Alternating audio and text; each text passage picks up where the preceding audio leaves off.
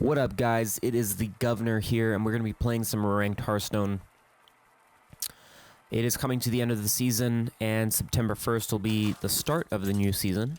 So I decided to actually just make a completely different deck, and part of the motive was to try something different. There's a lot of people complaining about net decking going on, people playing the same decks time and time again, and it's getting really old. And Blizzard, obviously, when creating this, gave us a lot of the demons in the Warlock, and they don't really see much use. People just kind of navigate around it, and it's either for Handlock or for Zoo. People are still doing post-Nax Ramus, are still doing some variations of Zoo with the new Nax cards, which is nice. I mean, it's good to see something a little bit different, but it doesn't change the fact that it's still Zoo. So I decided to create a deck that incorporates some of the new cards and the demons. So it's been working out fairly well. But if you haven't noticed by now, if you've watched a couple of the other videos, I do splice the videos up. And the reason is that I was initially trying to do a narration like some of the other people I've seen on YouTube. I thought that might work best, but it turns out it doesn't. And the reason why it doesn't work out is that you have to kind of sit through all the turns, and if the turns go on for about 2 minutes, it's really boring to have to sit there and watch someone do nothing. So I decided to splice it up and just narrate over, do commentary. I think that would work better because then I can explain it. It was just such a pain in the ass trying to splice things up and try and make the recording work, and then have to kind of fill in where the recording got cut off and modify it. It was just, it was crazy. So just wanted to clear that up so we're all on the same page here. But this first version of this deck that I made, like I said, was working fairly well. I did actually make a different deck that is very similar, but I feel is working better. But now that I think about it, it's not substantially different. So I will show you that in another video. But for this video, obviously, we're just going to focus on what I got here, which is the Gelden's Wrath deck, as I call it. I'm sure there's some variation of it on the internet somewhere. So in this first game, playing a priest, obviously, and if you've been watching already, you've seen that I've been making use of the Void Terror and Thalnos, which is kind of nice. I do have Rag in this deck and Sylvanas. There's the Void Caller. In this deck, if you want to copy it, go right ahead. I'll try and explain how it works. The Void Caller is one of the essential cards in the deck, and I've put in Pit Lord, and I've also put in the Dread Infernal, and there's also the Doom Guard. In my new version of the deck, there's actually 2 Doom Guards. And what I started to notice is that this Void Caller is exceptional. When it gets killed, you have a very high chance of pulling the Doom Guard in. Well, there's the Doom Guard right there. So you have a very high chance of pulling that into play. And if it's on your turn, you can suicide the Void Caller and get the Doom Guard, and then you can play the Doom Guard right after because it's got charge. It's amazing. And also, I incorporated Power Overwhelming and the Void Terror and the Nerubian Egg, which has so many combos, it's ridiculous, because you can actually throw the egg down. The enemy obviously is not going to attack your egg because they don't want you to get the 4/4. So on your turn, if you have Power Overwhelming, you can do it on the egg. You can hit into one of their minions, which will spawn obviously a 4/4 after. But if your Nerubian Egg is still alive with the Power Overwhelming, you can then Void Terror it and get the stats and still get the 4/4. Vice versa, you could also have the Nerubian Egg on the ground, and you can throw down the Void Terror to make the Void Terror 3/5, which is really good for the mana cost, and you get the 4/4. So there's plenty of combinations to keep you interested. We're going to throw the Sylvanas here, just for the sake of trying to make use of my mana. Let's see what we got here. So he doesn't mind games. This card is not used very often because it's kind of a crappy card, you know. If you really think about it, mind games Mind Games has the potential of being one of those cards where you either score something really big or you don't. And the problem with that is that, and there's the Doomguard combination right there. That's what I wanted to show you. But coming back to Mind Games, the problem with that card is that it does chew up a lot of mana. So if it just, in this situation, drew him a Rubian Egg, which unfortunately is not going to do a whole lot for him, because odds are pretty good that if he doesn't have it incorporated in his deck, he probably doesn't have a way to trigger it. So that's why it wasn't added into the deck. So in this case, he's just going to basically sit on it. So that was a kind of a waste of a turn, really. So we're going to get rid of his the 5/5, and the reason is that he can obviously buff it, which a lot of priests will try and do. Rag comes out.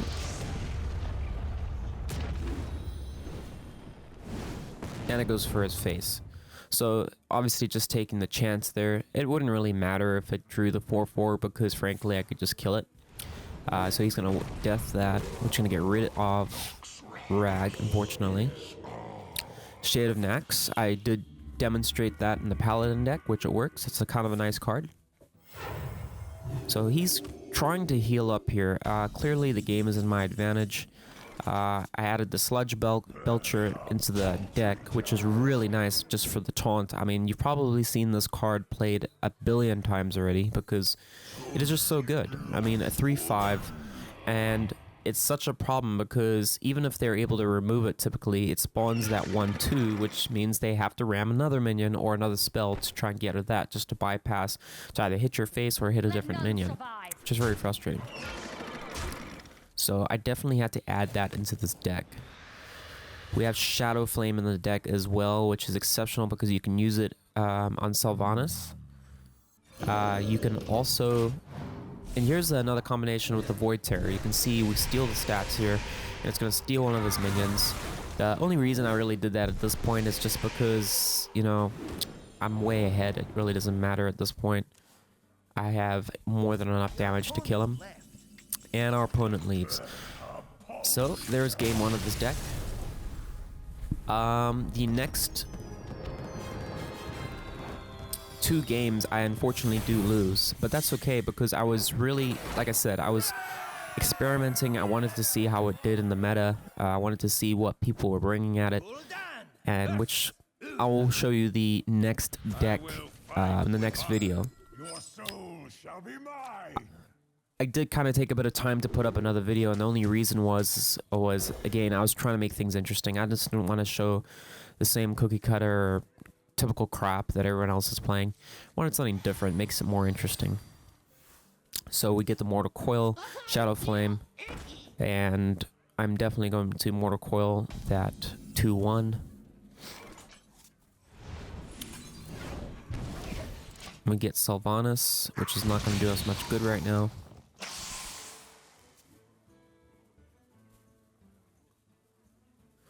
Most likely, we're going to want to get that Harvest Golem out as soon as possible. Again, with any recruits, you do want to get rid of them. Paladins typically run Blessings of Kings, which you need to deal with those recruits just for that reason. Otherwise, you're having to deal with a 5/5 unless you have a way to remove it, which in this case, if you can see my hand, I don't have any way of removing that. So that's going to have to die next turn. Sword of Justice, that's a really good card. My guess is that he's going to play, well, at the time, should I say, my guess was that he probably has a more of a low-cost minion deck because Sword of Justice just doesn't really fare well with larger minions, simply because, you know, you always run that risk that they may have ooze in the deck, which they can get rid of that. The other reason is if you have a lot of large minions, you can only play one at a time, which is another frustration.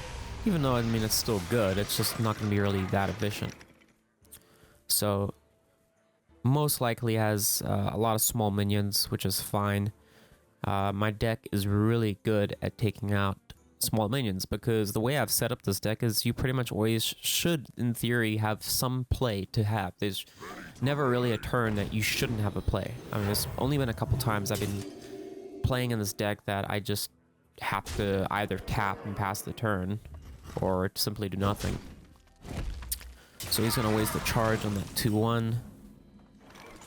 I have to get rid of the, I need to get rid of the Wolf Rider because I can't let him keep going for my face, and that seems to be his intention, is just to face roll me as fast as he can.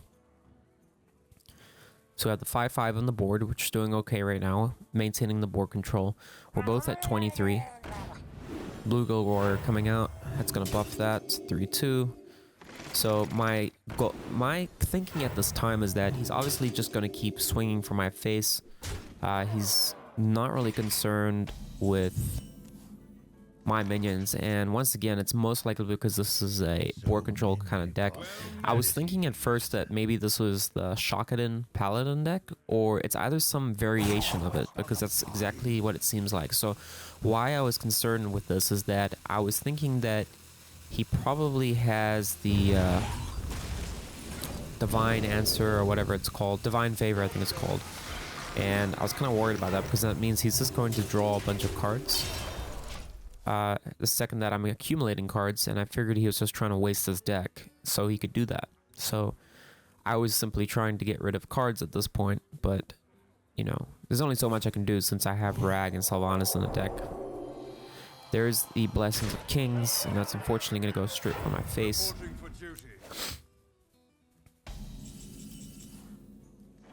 So we get the Power Overwhelming, which at this point I cannot leave the 7/6 in play.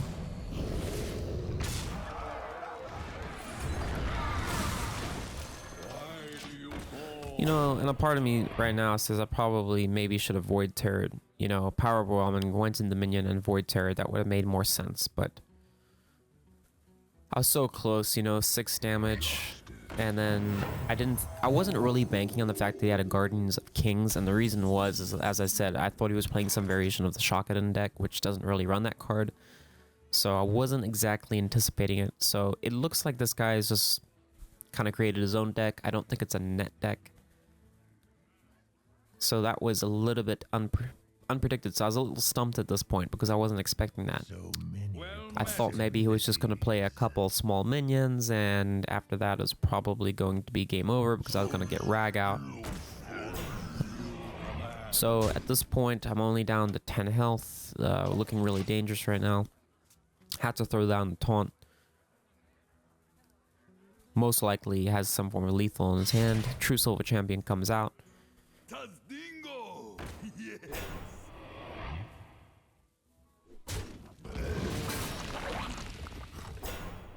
At this point, it's really not looking good because I have no way of triggering Sylvanas, which is a real problem. Rag is probably not going to do me a whole lot here because he could either go for the face, which isn't going to do anything. He could go for the minion, which again is not going to do me any good because he's got 5 damage on the board. And he still has a True Silver Champion and may have like another Blue Girl Warrior in deck. So I just figured I have to try and remove one of his cards, lower the amount of damage at all costs, and gain some health. So I brought myself back up to 13, which really, now that I think about it, probably isn't going to do me a whole lot. But, these are all things in hindsight, which at the time, you don't always think about. And he brings up the Tyrion Forge Ring, which was obviously anticipating that I had Siphon Soul, which really sucks. In my new deck, I actually added a second Siphon Soul. And the reason I did that was for this very problem, is that if I waste the Siphon Soul and I really need it, I really don't have I don't really have an answer to deal with, big minions like this. So if he plays a Tyrion or any other big minion, I can't deal with it. So I just decided to call it game in this one. He did a very good job. I really actually struggled against this guy, so it was a fun game all in all. So the final game is against a mage. You asked for it. Sylvanas just loves continually trying to show up in my deck.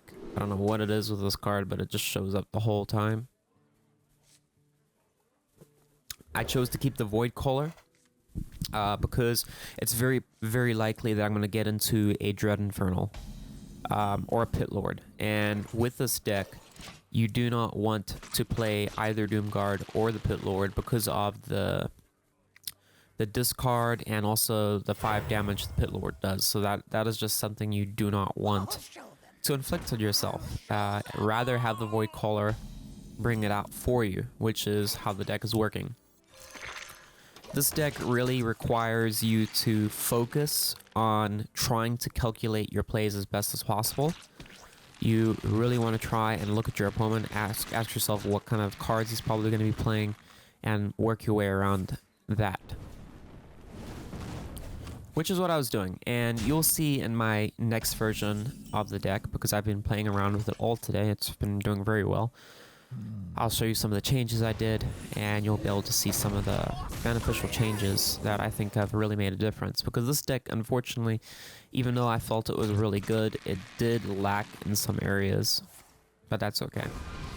Now that I've had some time to actually go through it, I saw the weaknesses and the strengths of the deck and kind of improved on them. So the Void Caller is going to come out. I have the Dreadfernal in hand. You obviously know the play that I'm hoping for is that he's going to get rid of the 3/4 and I can get the Infernal out. Harvest Golem comes out. Not really worried about that. It's always frustrating though when you play a mage and they've got a million secrets.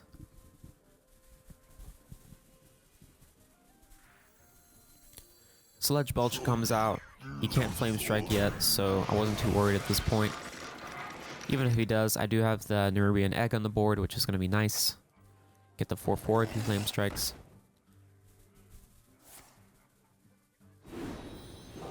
And he decides to polymorph that. I don't know if I would have polymorphed that, but I guess at this point, he felt that, he doesn't really have much in the way of answers in his hand, and he needs to take care of it before it gets out of hand. So there's the Dread Infernal. So you can just see the value right there. I mean, if that doesn't scream value for you, I don't know what does. I mean, that's such an exceptional card. And it just doesn't seem to be getting played at all. I think people just think it really sucks. And I don't really think it sucks. I mean, granted, I'm not a legendary player, so that's okay. I'm sure at the higher ranks, every little detail matters, which is fine. But in this case, I think that's great value that you basically get to play a 6/6. I get to play a 6/6 right now. And I didn't spend any mana on it. And I never got the debuff off of it, which is nice. So absolutely no repercussions for playing the card. And now I can use it for something. In this case, he's playing he's probably trying to get the Thaddeus combo. So that's going to be a bit of an issue. I'm going to have to try and navigate around that. He has Ice Barrier. Here is the Void Terror Nerubian Egg combo. I really like this because, you think about it, for 3 mana, you're getting a 3/5, which is exceptional. And you get the 4/4. I mean, that's incredible value. Also, the Demon Fires are exceptional because you're playing a demon deck. So obviously, it's going to be very handy here. And the fact that you can use it for either removal or buffing your demons is exceptional. I mean, I don't think people I think people, originally did think this card was good, but the only problem with it is obviously you need demons to make it work, which is why people weren't using it, because no one's really playing demon decks. Demon decks are just not, well, prior to Nax, demon decks were just pretty much useless, so I can understand why no one was playing demon decks. So it wasn't that these cards were absolutely crappy, it's just needed the right cards to make them work. And I really think the addition of the Nerubian Egg and the Void Caller has made a big difference, because without those cards, this deck would be, well, I wouldn't be playing it, let's put it that way. So Kel'Thuzad comes out, a ram for the 2/1 into his face. I was kind of hoping that he doesn't have another polymorph, but turns out he did. I was just really, you always go for that hope in hell that, he plays one polymorph, that there's a good chance that maybe it's still sitting in with the other 15, 18 cards in his deck. But I just don't know how the RNG works. It just seems like no matter what game you play, whenever your opponent wastes, one of either a Hex for a Shaman or the polymorph with the Mage, you always just go with that hope that, maybe he doesn't have another one. But somehow they always have the second one in deck. I just don't know how it works like that, but you just gotta kind of deal with it. You can't win every game, except especially at my level. I just don't play this game that much. I'd like to play it more than I could, you know, because it'll help with the ranking. Since, you know, you're always going to lose some games, win some games, lose some games, win some games. But I get the Urban Egg right now. I just don't have much in the way of plays, should I say. And I was really debating whether I should get rid of that 3-6. Because I'm running out of answers at this point, and there's not much damage on the board. So I unfortunately did make a misplay here, but the problem was that, you know, the time was running out, and I was going back and forth to myself. Do I hit for the face because I'm behind now, or do I take out his elemental on the board to get, you know, because I don't really have much in the way of answers. And suddenly at the last minute, I said to myself, I gotta remove that, because if he, you know, it has more removal, then it means that that thing is going to be in the board, and I'm going to have no answer for it. So that was the last minute decision. Flame Strike comes out, which really sucks, but, you know, keep in mind at this point, he's burnt through both polymorphs. He doesn't have any Flame Strikes. Arcane Missiles comes out. Unfortunately, it does get rid of our minion, which I'm sure he's ecstatic about. Doom Guard. I really wanted to use the Doom Guard, but obviously no Void Queller here, so that means I'm going to have to waste cards in order to use it. This is why I was tapping. I was really hoping I was going to draw into a Void Queller, which it didn't happen. So at this point, he's got the 3-3. He's probably going to play more spells, which is no doubt he has in his hand. He's going to pump that up, so I was starting to get a little concerned about that. And my guess was that, number one, he's demonstrated that he has secrets in his deck, so those are going to be spells. He's demonstrated he has the removal, arcane missiles, which tells me that he has plenty of spells in the deck, and he was going to keep pumping that up, which would be very difficult for me to remove because I have no Siphon Soul left. Alright, the Void Queller was what I really needed, but didn't get in time. So we're just going to do that because the